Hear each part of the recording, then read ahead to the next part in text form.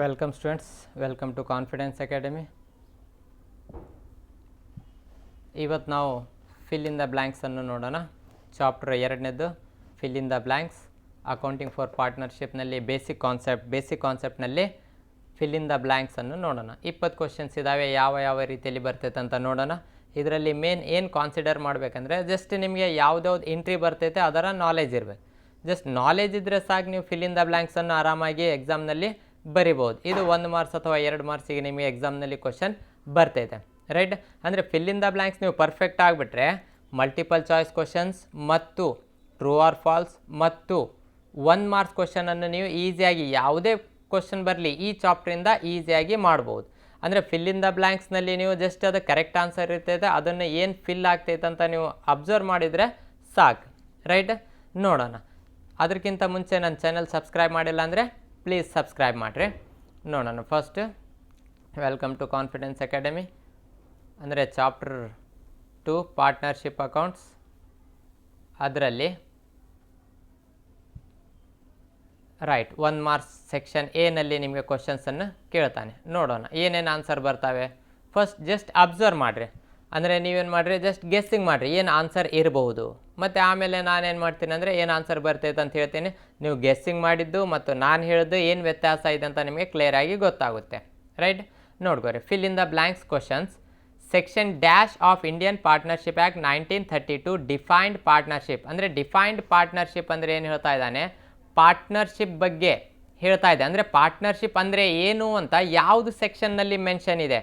1932 partnership act ಅಂತ ನಮ್ಗೆ ಗೊತ್ತಿದೆ. ಯಾವುದು ಸೆಕ್ಷನ್ನಲ್ಲಿ ಅದರ ಅರ್ಥವನ್ನು ಕೊಡ್ತೈತಿ, ಯಾವುದರ ಅರ್ಥ, ಪಾರ್ಟ್ನರ್ಶಿಪ್ಪಿನ ಅರ್ಥ, ರೈಟ್. ನಾವು ಫಸ್ಟಿಗೆ ಸ್ಟಾರ್ಟಿಂಗ್ನಲ್ಲಿ ನಾವು ನೋಡಿದ್ವಿ, ರೈಟ್. ಯಾವುದದು, ಸೆಕ್ಷನ್ 4 ಅಂದರೆ ಪಾರ್ಟ್ನರ್ಶಿಪ್ ಆ್ಯಕ್ಟ್ 1932ನಲ್ಲಿ ಸೆಕ್ಷನ್ 4ನಲ್ಲಿ ಪಾರ್ಟ್ನರ್ಶಿಪ್ ಅಂದರೆ ಏನು ಅಂತ ಅದರ ಮೀನಿಂಗನ್ನು ಡಿಫೈನ್ಡ್ ಅಂದರೆ ಅದರ ಅರ್ಥವನ್ನು ಕೊಟ್ಟಿದ್ದಾನೆ. ನೆಕ್ಸ್ಟ್ ನೋಡ್ರಿ, second one, a partnership has no separate. ಅಂದರೆ ಪಾರ್ಟ್ನರ್ಶಿಪ್ಪಿಗೆ ಬೇರೆ ಸೆಪ್ರೇಟ್ ಇಲ್ಲ. ಏನು ಸೆಪ್ರೇಟ್ ಇಲ್ಲ, ಲೀಗಲ್ ಎಂಟಿಟಿ ಅಂತ ಹೇಳ್ತೀವಿ, ಕಾನೂನಾತ್ಮಕ ಬೇರೆ ಇಲ್ಲ ಅಂತ ಹೇಳ್ತಾ ಇದೆ, ರೈಟ್. ನೆಕ್ಸ್ಟ್ ಮೂರನೇದು ನೋಡ್ರಿ, in order to partnership there should be at least ಅಂತ ಕೊಟ್ಟಿದ್ದಾನೆ. ಕೆಲವೊಂದು ಸಲ ನಿಮಗೆ ಮ್ಯಾಕ್ಸಿಮಮ್ ಅಂತ ಕೊಡ್ಬೋದು, ಅಟ್ಲೀಸ್ಟ್ ಅಂದರೆ ಮಿನಿಮಮ್ ಅಂತ ಕೊಡ್ಬೋದು. ಮಿನಿಮಮ್ ಅಂದರೆ ಅಟ್ಲೀಸ್ಟ್ ಮತ್ತು ಮಿನಿಮಮ್ ಎರಡೂ ಒಂದೇ, ರೈಟ್. ಮ್ಯಾಕ್ಸಿಮಮ್ ಅಂದರೆ ಗರಿಷ್ಠ, ಮಿನಿಮಮ್ ಅಂದರೆ ಕನಿಷ್ಠ, ಅಟ್ಲೀಸ್ಟ್ ಅಂದ್ರೇನು ಕನಿಷ್ಠನೇ. ಕ್ಲಿಯರ್ ಆಯ್ತು ರೀ. ಅಂದರೆ ಒಂದು ಪಾರ್ಟ್ನರ್ಶಿಪ್ ವ್ಯವಹಾರ ಮಾಡಬೇಕಂದ್ರೆ ಎಷ್ಟು ಮಂದಿ ಇರಬೇಕು, ಅಟ್ಲೀಸ್ಟ್, ರೈಟ್. ಅಂದರೆ ಒಬ್ಬರಂತರೂ ಪಾರ್ಟ್ನರ್ಶಿಪ್ ಮಾಡೋಕ್ಕಾಗಲ್ಲ, ಅಟ್ಲೀಸ್ಟ್ 2 persons ಇರಬೇಕು, ರೈಟ್. ಓಕೆ. ನೆಕ್ಸ್ಟ್ ನೋಡ್ರಿ, partnership is the result of dash. ಅಂದರೆ ಯಾವುದರ ಇದು result, between 2 or more persons to do business and share its profits and losses ಅಂತ ಹೇಳ್ತಾ ಇದ್ದಾನೆ, ರೈಟ್. ಯಾವುದರ ಬಿಸ್ನೆಸ್, ಏನಿದು ಅಗ್ರಿಮೆಂಟ್ ಅಂತ ಬರ್ತೈತೆ. Partnership is the result of agreement, right. Partnership ಏನ್ರಿ, agreement. Partnership is the result of agreement between 2 or more persons. ಅಂದರೆ ಒಂದು ಅಗ್ರಿಮೆಂಟ್ ಮಾಡ್ಕೊಂಡಿರ್ತಾರೆ, ಏನಂತ, ಪ್ರಾಫಿಟ್ ಬರಲಿ ಲಾಸ್ ಬರಲಿ, ಈ ಥರ ಒಂದು ವ್ಯವಹಾರ, ಒಂದು ಕೆಲಸ, ಒಂದು ಆ್ಯಕ್ಟಿವಿಟಿಯನ್ನು ಮಾಡೋಣ, ಅದರಿಂದ ಪ್ರಾಫಿಟ್ ಬಂದರೆ ನಾವು ಹಂಚ್ಕೊಳ್ಳೋಣ, ಲಾಸ್ ಬಂದರೆ ಇಬ್ಬರು ಸಮನಾಗಿ ಹಾಕೋಣ ಅಂತ ಹೇಳ್ತೀವಿ, ರೈಟ್. ಅಂದರೆ ಅದಕ್ಕೆ ಏನಂತ ಹೇಳ್ತೀವಿ, agreement, right. Next, it is preferred that the partners have dash agreement. ಅಂದರೆ ಪ್ರಿಫರ್ಡ್ ಅಂತ ಹೇಳ್ತಾ ಇದ್ದಾನೆ, ಕಂಪಲ್ಸರಿ ಏನಿಲ್ಲ. ಪಾರ್ಟ್ನರ್ಶಿಪ್ ಆ್ಯಕ್ಟ್ ಕಂಪಲ್ಸರಿ ಅಂತ ಯಾವುದೇ ವರ್ಡ್ಸನ್ನು ಹೇಳಿಲ್ಲ, ರೈಟ್. ಅಂದರೆ it is preferred that the partnership have ಯಾವುದು ಅಂದರೆ ನಾನು ಹೇಳಿದೆ 2 ಥರದ ಅಗ್ರಿಮೆಂಟ್ ಇದ್ದಾವೆ. ಒಂದನೇದು ರಿಟರ್ನ್ ಅಗ್ರಿಮೆಂಟ್, ಇನ್ನೊಂದು ಓರಲ್. 2 ಥರ ಯಾವುದಾದ್ರೆ ಅಗ್ರಿಮೆಂಟ್ ಮಾಡಿ ಬಿಸ್ನೆಸ್ ಮಾಡ್ಬೋದು, ರೈಟ್. ರಿಟರ್ನ್ ಮಾಡಿದರೆ ರಿಟರ್ನ್ ಪ್ರಕಾರ ಏನು ನಾವು ಮೀನ್ಸ್ ಅಗ್ರಿಮೆಂಟ್ ಯಾವ ರೀತಿಯಲ್ಲಿ ಮಾಡಿದ್ವಿ ಅದ್ರ ಪ್ರಕಾರ ತೊಗೋಬೇಕು. ಒಂದು ವೇಳೆ ಓರಲ್ ಮಾಡಿದರೆ ಓರಲ್ ಪ್ರಕಾರ, ಅಂದರೆ ಓರಲ್ನಲ್ಲಿ ಏನಾದರೆ ಜಗಳ ಆದರೆ options of partnership did act ಪ್ರಕಾರ ನಾವೇನು ಮಾಡ್ತೀವಿ, ಹಂಚ್ಕೊತೀವಿ, ರೈಟ್. ಇಲ್ಲಿ ಏನು ಹೇಳ್ತಾ ಇದ್ದಾನೆ, ಬಟ್ ಯಾವುದು ಒಳ್ಳೆಯದು, ಓರಲ್ ಮತ್ತು ರಿಟರ್ನ್ನಲ್ಲಿ ಯಾವುದು ಪ್ರಿಫರ್ಡ್ ಮಾಡ್ತಿದ್ದಾನೆ ಅಂತ ಹೇಳ್ತಾ ಇದ್ದಾನೆ. ಅಂದರೆ ಯಾವುದು ಒಳ್ಳೆಯದು, ರಿಟರ್ನ್ ಅಗ್ರಿಮೆಂಟ್. ಯಾಕೆಂದರೆ ನಾಳೆ ದಿನ ನಮಗೆ ಏನಾದರೂ ಜಗಳಗಳಾದರೆ ಆ ಒಂದು ಅಗ್ರಿಮೆಂಟ್ ಪ್ರಕಾರ ಏನೇನಿದೆ ಅಂತ ನಾವು ನೋಡಿ ನಾವೇನು ಮಾಡ್ಬೋದು, ಪ್ರಾಫಿಟ್ ಮತ್ತು ಲಾಸ್ ಆಗಲಿ ಅದನ್ನು ಹಂಚ್ಕೋಬೋದು, right. Next the agreement should be carry on some the agreement should be to carry on some dash business ಅಂತ ಹೇಳ್ತಾ ಇದ್ದಾನೆ. ಅಂದರೆ ಯಾವುದ್ರದ್ದು ಅಗ್ರಿಮೆಂಟ್ ಮಾಡ್ಕೋಬೇಕು, ಒಂದು ಲಾಫುಲ್ ಬಿಸ್ನೆಸ್ ಅಂದರೆ ಒಂದು ಕಾನೂನಿನ ಪ್ರಕಾರ ನಡೆಸುವ ಒಂದು ಬಿಸ್ನೆಸ್ಸಿನ ಅಗ್ರಿಮೆಂಟ್ ಇರಬೇಕು. ಮತ್ತು ಯಾವುದಾದ್ರೆ ಇಲ್ಲಿಗಲ್ ಬಿಸ್ನೆಸ್ ನಾವು ನಡೆಸ್ತೀವಿ ಅಂತ ಅಗ್ರಿಮೆಂಟ್ ಇದ್ದು ನಾಳೆ ದಿನ ಜಗಳ ಆದರೆ ಕೋರ್ಟ್ನಲ್ಲಿ ಈ ಥರ ನಾವು ಇಲ್ಲಿಗಲ್ ಕೆಲಸ ಮಾಡ್ತಿದ್ವು ಅಂತ ಹೇಳಿದ್ವಿ, ಬಟ್ ಆತ ಸರಿಯಾಗಿ ಹಣ ಕೊಡ್ತಾ ಇಲ್ಲ ಅಂತ, ಅದಕ್ಕೆ ಯಾವುದೇ ಪ್ರೊವಿಷನ್ಸ್ ಇಲ್ಲ, ರೈಟ್. ಅಂದರೆ ಒಂದು ಯಾವುದು ವ್ಯವಹಾರ ಇರಬೇಕು, ಲಾಫುಲ್ ಬಿಸ್ನೆಸ್ ಇರಬೇಕು, ಲೀಗಲ್ ಬಿಸ್ನೆಸ್ ಇರಬೇಕಂತನೂ ನಾವು ಹೇಳ್ಬೋದು, right. Each partner carrying on the business is the principal as well as the ಇಲ್ಲಿ ಡ್ಯಾಶ್ ಬರಬೇಕಿತ್ತು. ಏನು ಬರಬೇಕಿತ್ತು ರೀ ಅಂದರೆ ಆ್ಯಸ್ ವೆಲ್ ಆ್ಯಸ್ ದ ಆದಮೇಲೆ ಇಲ್ಲಿ ಡ್ಯಾಶ್ ಬರಬೇಕಿತ್ತು. ಅಲ್ಲಿ ಏನಾಗ್ತೈತೆ ಏಜೆಂಟ್ ಅಂತ ಆಗ್ತೈತೆ. ದ ಆದಮೇಲೆ ಒಂದು ಡ್ಯಾಶ್ ಬರಬೇಕಿತ್ತು, ಬಟ್ ಅಲ್ಲಿ ಏನಾಗಿದೆ ಅಂತ ಬುಕ್ಸ್ನಲ್ಲಿ ಅದು ಮಿಸ್ಪ್ರಿಂಟ್ ಆಗಿದೆ, ರೈಟ್. ಅಂದರೆ ಏನು ಹೇಳ್ತಾ ಇದ್ದಾನೆ, each partner carrying on the business is the principal as well as the agent. ಅಂದರೆ ಒಬ್ಬರು ಮೇನ್ ಇಂಪಾರ್ಟೆಂಟ್ ಇದ್ದಾರೆ, ಪ್ರಿನ್ಸಿಪಲ್ ಇದ್ದಾರೆ, ಮತ್ತು ಇನ್ನೊಬ್ಬರಿಗೆ ಪಾರ್ಟ್ನರ್ಸ್ ಬಂದಾಗ ಅವರಿಗೆ ಒಬ್ಬರು ಏಜೆಂಟ್ ಇದ್ದಾರೆ ಅಂತಲೂ ಹೇಳ್ತಾ ಇದೆ. The liability of partners for his act is unlimited ಅಂದರೆ ಏನು, ಒಂದು ಪಾರ್ಟ್ನರ್ಶಿಪ್ ವ್ಯವಹಾರ ಮಾಡಿಬಿಟ್ಟಿವಿ ಅಂದರೆ 50,000 ರೂಪಾಯಿ ಹಾಕಿವಿ, 50,000 ರೂಪಾಯಿಗಿಂತ ಜಾಸ್ತಿ ನಷ್ಟ ಆದರೆ ನಾವೇನು ಮಾಡಬೇಕು, ನಮ್ಮ ಪರ್ಸ್ನಲ್ ಆಸ್ತಿಯನ್ನು ಮಾರಾಟ ಮಾಡಿ ಆದರೂ ಹಣವನ್ನು ಪೇಡ್ ಮಾಡಬೇಕು. ಅಂದರೆ ಇದರಲ್ಲಿ ಲಯಬಿಲಿಟಿ ಏನಾಗಿರ್ತೈತೆ ಅಂದರೆ ಅನ್ಲಿಮಿಟೆಡ್ ಇರ್ತೈತೆ, ರೈಟ್. ಎಷ್ಟು ನಷ್ಟ ಆಗಿದ್ರೂ ನಾವು ನಮ್ಮ ಸ್ವಂತ ಆಸ್ತಿಯನ್ನು ಮಾರಾಟ ಮಾಡಿ ಆ ಸಾಲವನ್ನು ಕೊಡಬೇಕಾಗುತ್ತೆ. ಅದಕ್ಕಾಗಿ ಪಾರ್ಟ್ನರ್ಶಿಪ್ನಲ್ಲಿ ಅನ್ಲಿಮಿಟೆಡ್ ಲಯಬಿಲಿಟಿ ಅಂತ ನಾವು ಹೇಳ್ತೀವಿ. ನೆಕ್ಸ್ಟ್ ಹೇಳ್ತಾ ಇದೆ ಇನ್ ದ ಆಪ್ಷನ್ಸ್, ಇಲ್ಲಿ ಬಂತು ನೋಡ್ರಿ. ಅಂದರೆ ಓರಲ್ ಅಗ್ರಿಮೆಂಟ್ ಏನಾದರೆ ಮಾಡಿಕೊಂಡ್ರೆ, ಅಂದರೆ ನಾವು ಸುಮ್ಮನೆ ಮಾತಿನಲ್ಲಿ ಹೇಳ್ತೀವಿ, ನಡಿ ಆ ಥರ ಒಂದು ಬಿಸ್ನೆಸ್ ಮಾಡೋಣ, ಪ್ರಾಫಿಟ್ ಬಂದಮೇಲೆ ಈ ಥರ ಹಂಚ್ಕೊಳ್ಳೋಣ ಅಂತ ಬರೀ ಮಾತಿನಲ್ಲಿ ಆಗ್ತೈತೆ, ರಿಟರ್ನ್ ಇರಲ್ಲ. 1 ವರ್ಷ ಆದಮೇಲೆ ಪ್ರಾಫಿಟ್ ಬಂದಿದ್ದ ಕೂಡಲೇ ಜಗಳ ಆಡ್ತೀವಿ, ನನಗೆ ಜಾಸ್ತಿ ಬೇಕು, ನಿನಗೆ ಜಾಸ್ತಿ ಬೇಕಂತ, ರೈಟ್. ಅದೇ ನಾವು ರಿಟರ್ನ್ನಲ್ಲಿದ್ದರೆ ಸಮಸ್ಯೆ ಇಲ್ಲ, ಅದೇ ಹೇಳ್ತಾ ಇದ್ದಾನೆ. ಅಂದರೆ ರಿಟರ್ನ್ನಲ್ಲಿ ಇಲ್ಲ ಅಂದರೆ options of partnership deed interest on advance from partner will be charge. ಅಂದರೆ ಒಬ್ಬ ಪಾರ್ಟ್ನರಿನ ಇಂಟ್ರೆಸ್ಟ್ ಯಾವುದ್ರ ಮೇಲೆ, ಯಾವುದಾದ್ರೆ ಪಾರ್ಟ್ನರ್ ಸ್ವಲ್ಪ ಅಡ್ವಾನ್ಸ್ ಅಮೌಂಟ್ ಕೊಟ್ಟಿದ್ದಾನೆ ಅಂದರೆ ಅದಕ್ಕೆ ಇಂಟ್ರೆಸ್ಟ್ ಎಷ್ಟು ಕೊಡಬೇಕು, 6% ಕೊಡಬೇಕಂತ ಹೇಳ್ತಾ ಇದ್ದಾನೆ, ರೈಟ್.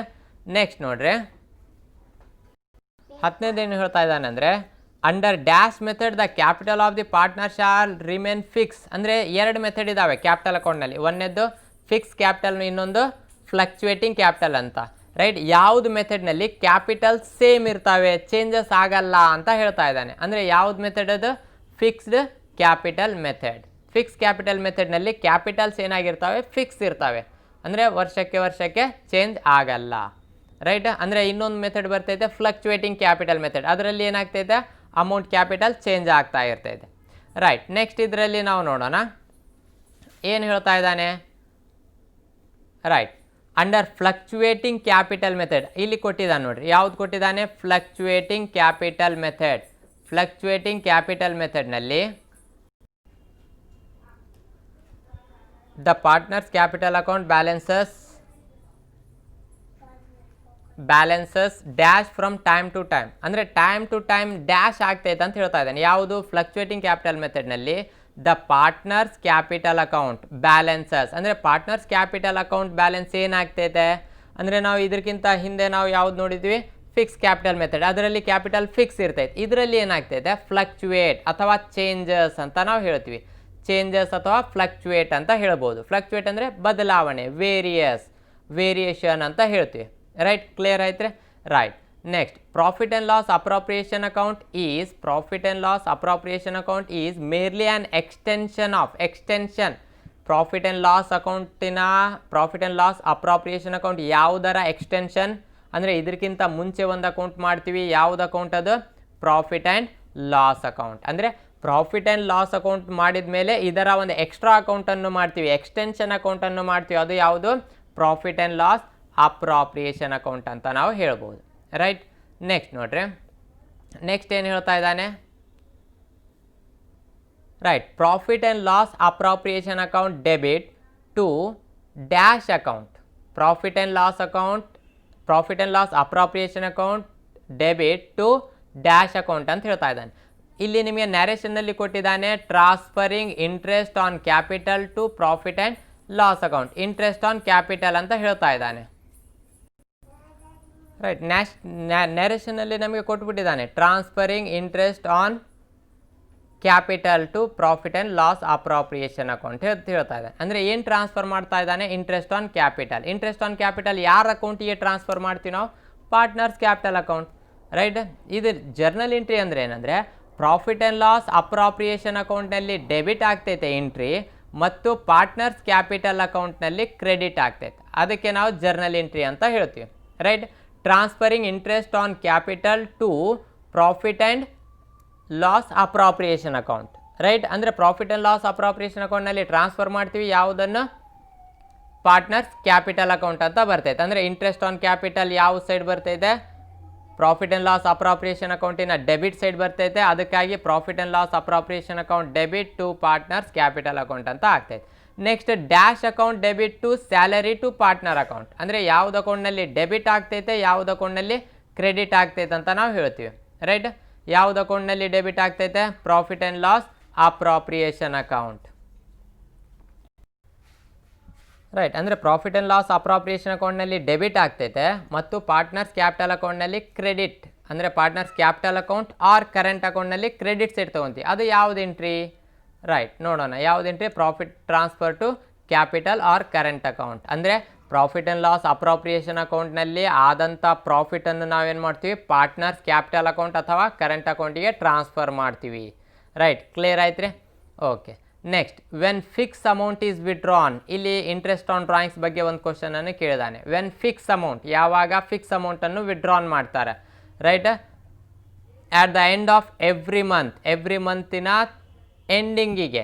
ರೈಟ್, ನಾನು ಹೇಳಿದೆ ಸಿಚುವೇಶನ್ಸ್ ಯಾವ್ದು ಬರ್ತಾವಂತ ಹೇಳಿದೆ. When fix amount is withdrawn at every month, when fix amount is withdrawn quarterly, when different amount is withdrawn at different interval, or when various amount is withdrawn at different intervals, and last one when dates of withdrawals are not specified. ಈ 4 case ಹೇಳಿದೆ. First ಕೇಸ್ನಲ್ಲಿ when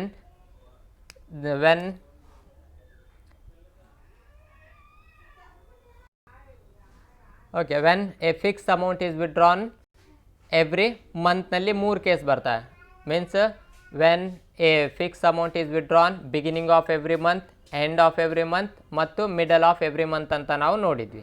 right, ಇದು ಏನು ಹೇಳ್ತಾ ಇದ್ದಾನೆ? When fix amount is withdrawn at the end of every month, ಪ್ರತಿ ತಿಂಗಳ ಎಂಡಿಗೆ ನಾವು ಏನಾದರೂ ವಿಡ್ರಾನ್ ಮಾಡಿದರೆ interest on the total amount for the year ending, ಅಂದರೆ ಇಯರ್ ಎಂಡಿಂಗ್ನಲ್ಲಿ ಇಂಟ್ರೆಸ್ಟ್ ಟೋಟಲ್ ಇಂಟ್ರೆಸ್ಟನ್ನು ಯಾವುದ್ರ ಮೇಲೆ ಕ್ಯಾಲ್ಕುಲೇಷನ್ ಮಾಡ್ತೀವಿ, ಎಷ್ಟು ತಿಂಗಳ ಕ್ಯಾಲ್ಕುಲೇಷನ್ ಮಾಡ್ತೀವಿ ಅಂತ ಹೇಳ್ತಾ ಇದ್ದಾನೆ.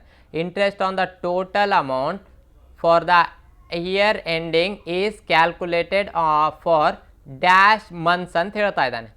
ಅಂದರೆ ನಾವು 3 ಕೇಸ್ಗಳನ್ನು ನೋಡಿದ್ವಿ. When A fix amount is withdrawn beginning of every month, middle of every month, end of every month. Beginning of every month ಇದ್ದರೆ ಎಷ್ಟೇ ಬರ್ತೈತೆ? 13/2 ಅಂದರೆ 6.5, 6.5 ಅಂತ ಬರ್ತೈತೆ. ಹಾಫ್ ಮಂತಿಗೆ ಇಂಟ್ರೆಸ್ಟನ್ನು ನಾವು ಕ್ಯಾಲ್ಕುಲೇಷನ್ ಮಾಡ್ತೀವಿ. ಸೆಕೆಂಡ್ ಒಂದು ಎಷ್ಟು ಬರ್ತೈತೆ? ರೈಟ್, 12/2 ಅಥವಾ 6 ಮಂತ್ಸಿಗೆ. 12/2 ಅಂದ್ರೇನು ಒಂದೇ, 12 ಡಿವೈಡೆಡ್ ಬೈ 2 ಅಂದ್ರೇನು ಒಂದೇ, 6 ಮಂತ್ಸ್ ಅಂದ್ರೇನು ಒಂದೇ. ಆ್ಯಂಡ್ ಇಲ್ಲಿ ಏನು ಕೇಳಿದಾನೆ? ಎಂಡ್ ಆಫ್ ಎವ್ರಿ ಮಂತ್ ಅಂತ ಹೇಳಿದಾನೆ. ಎಂಡ್ ಆಫ್ ಎವ್ರಿ ಮಂತ್ ಅಂದರೆ ನಾವೇನು ಮಾಡ್ತೀವಿ? 11 ಡಿವೈಡೆಡ್ ಬೈ 2 ಅಂದ್ರೇನು ಕರೆಕ್ಟ್, ಮತ್ತು 5.5 ಅಂದ್ರೇನು ಕರೆಕ್ಟ್, ಅಥವಾ 5.5 ಅಂತಲೂ ನಾವು ಹೇಳ್ಬೋದು. ಕ್ಲಿಯರ್ ಆಯ್ತು ರೀ? ರೈಟ್, 11/2 ಆರ್ 5.5 ಅಂತ ಅದರ ಅರ್ಥ. Right, under fluctuating capital method, fluctuating capital method ಮೇಲೆ ಮತ್ತೊಂದು ಕ್ವಶನ್ ಬಂದಿದೆ. All the transaction relating to partners are directly recorded in the dash account. ಅಂದರೆ 2 ಕ್ಯಾಪಿಟಲ್ ಮೆಥಡ್ ಇದ್ದಾವೆ, ಫಿಕ್ಸ್ ಕ್ಯಾಪಿಟಲ್ ಮೆಥಡ್ ಮತ್ತು fluctuating capital method. Fix capital ಮೆಥಡ್ನಲ್ಲಿ 2 account ಮಾಡಬೇಕು, ಒಂದೇದು capital account ಮತ್ತು ಕರೆಂಟ್ ಅಕೌಂಟ್. ಫ್ಲಕ್ಚುಯೇಟಿಂಗ್ ಕ್ಯಾಪಿಟಲ್ ಮೆಥಡ್ನಲ್ಲಿ ಒಂದೇ ಒಂದು ಅಕೌಂಟ್ ಮಾಡ್ತೀವಿ. ಯಾವ್ದು ಅಕೌಂಟ್? Capital account. ಎಲ್ಲ ಎಂಟ್ರೀಸ್ ಆಲ್ ಟ್ರಾನ್ಸಾಕ್ಷನ್ ಅಂತ ಹೇಳ್ತಾ ಇದ್ದಾನೆ. ಆಲ್ ಟ್ರಾನ್ಸಾಕ್ಷನ್ ಡೈರೆಕ್ಟ್ಲಿ ಇಂಟರ್ಡ್, ಒಂದೇ ಅಕೌಂಟ್ ಇರ್ತೈತೆ, ಆ ಅಕೌಂಟ್ನಲ್ಲಿನೇ ಎಲ್ಲ ಹಾಕ್ತೀವಿ. ಆ ಒಂದು ಅಕೌಂಟ್ ಯಾವುದು? ಪಾರ್ಟ್ನರ್ಸ್ ಕ್ಯಾಪಿಟಲ್ ಅಕೌಂಟ್ ಅಂತ ಆಗ್ತೈತೆ. Right, next 18 under fix capital method the amount of capital remains, the amount of capital remains fixed. ಹಿಂದಿನ ಲಾಸ್ಟ್ ಇದರಲ್ಲಿ ಸಹ ನಾವು ನೋಡಿದ್ವಿ, ಅಂದರೆ 10ನೇ ಎಂಟ್ರಿನಲ್ಲಿ ಸಹ ಅದು ಫಿಲ್ ಇನ್ ದ ಬ್ಲ್ಯಾಂಕ್ಸ್ ಬಂದಿತ್ತು, right. Under fix capital method the amount of capital remains fixed. Next 19ನೇದು, under fix capital method all the transaction relating to partners are recorded in the separate account. ಇಲ್ಲಿ ಹೇಳ್ತಾ ಇದ್ದಾನೆ ಒಂದು separate account. ಯಾವ್ದು ಮೆಥಡ್ನಲ್ಲಿ? Fix capital ಮೆಥಡ್ನಲ್ಲಿ. Fix capital ಮೆಥಡ್ನಲ್ಲಿ 2 ಅಕೌಂಟನ್ನು ಹಾಕ್ತೀವಿ, ಕ್ಯಾಪಿಟಲ್ ಅಕೌಂಟ್ ಮತ್ತು ಕರೆಂಟ್ ಅಕೌಂಟ್. ಕ್ಯಾಪಿಟಲ್ ಅಕೌಂಟ್ನಲ್ಲಿ ಬರೀ ಕ್ಯಾಪಿಟಲ್ ತೊಗೊತೀವಿ, ಮತ್ತು all transaction relating to partner, right. ಅಂದರೆ ಪಾರ್ಟ್ನರಿಗೆ ಸಂಬಂಧಪಟ್ಟ ಟ್ರಾನ್ಸಾಕ್ಷನ್ನಿನ ಎಂಟ್ರೀಸ್ಗಳನ್ನು ಯಾವ್ದು ಅಕೌಂಟ್ನಲ್ಲಿ ತೊಗೊತೀವಿ? ಕರೆಂಟ್ ಅಕೌಂಟ್ನಲ್ಲಿ ತೊಗೊತೀವಿ. ಕ್ಲಿಯರ್ ಆಯ್ತು ರೀ? Right. There is not much difference in the final accounts. Final ಅಕೌಂಟ್ಸ್ನಲ್ಲಿ ವ್ಯತ್ಯಾಸ ಇಲ್ಲ. ನಾಟ್ ಮಚ್ ಡಿಫ್ರೆನ್ಸ್, ಬಹಳ ವ್ಯತ್ಯಾಸ ಇಲ್ಲ. ಯಾರ ಫೈನಲ್ ಅಕೌಂಟ್ಸ್ನಲ್ಲಿ? Of a sole proprietor. Sole ಅಂದರೆ ಸಿಂಗಲ್, ಅಂದರೆ ಒಬ್ಬನೇ ಪಾರ್ಟ್ನರ್, ಒಬ್ಬನೇ ಕೆಲಸ ಮಾಡ್ತಾ ಇದ್ದಾನೆ ಅಂದರೆ ಅದಕ್ಕೆ ನಾವೇನಂತ ಹೇಳ್ತೀವಿ? ಸೋಲ್ ಪ್ರಾಪರೈಟರ್ ಅಂತ ಹೇಳ್ತೀವಿ, ಅಥವಾ ಸೋಲ್ ಟ್ರೇಡರ್ ಅಂತ ಹೇಳ್ತೀವಿ. ಒಬ್ಬನೇ ಬಿಸ್ನೆಸ್ಸನ್ನು ನಡೆಸಿದರೆ. ಒಬ್ರಿಗಿಂತ ಹೆಚ್ಚು, ಇಬ್ಬರು ಅಥವಾ ಇಬ್ಬರಿಗಿಂತ ಹೆಚ್ಚು ಕೂಡಿ ಬಿಸ್ನೆಸ್ ನಡೆಸಿದರೆ ಪಾರ್ಟ್ನರ್ಶಿಪ್. ಬಟ್ ಸೋಲ್ ಟ್ರೇಡರ್ ಏನೇನು ಅಕೌಂಟ್ಗಳನ್ನು ಹಾಕ್ತಾನೆ ಅದೇ ಸೇಮ್ ಅಕೌಂಟ್ ಯಾರು ಹಾಕಬೇಕು? ಪಾರ್ಟ್ನರ್ಶಿಪ್ನಲ್ಲಿನೂ ಹಾಕಬೇಕು. Concern the that of a partnership. ಅಂದರೆ ಪಾರ್ಟ್ನರ್ಶಿಪ್ ಮತ್ತು ಸೋಲ್ ಟ್ರೇಡರ್ ಏನು ಅಕೌಂಟ್ಸ್ಗಳನ್ನು ಹಾಕ್ತಾರೆ ಅದರಲ್ಲಿ ಹೆಚ್ಚಿನ ಒಂದು ವ್ಯತ್ಯಾಸ ಇಲ್ಲ ಅಂತ ಹೇಳ್ತಾ ಇದೆ. ಹೋಪ್ ಇವೆಲ್ಲ ನಿಮಗೆ ಅರ್ಥ ಆಗಿರ್ಬೋದು ಅಂತ ಅನ್ಸ್ಕೊತೀನಿ, ರೈಟ್. ಅರ್ಥ ಆಗಿಲ್ಲ ಅಂದರೆ ಮತ್ತೊಂದು ಸಲ ಇದನ್ನು ರಿವೈಂಡ್ ಮಾಡಿ ನೋಡಿರಿ. Thank you.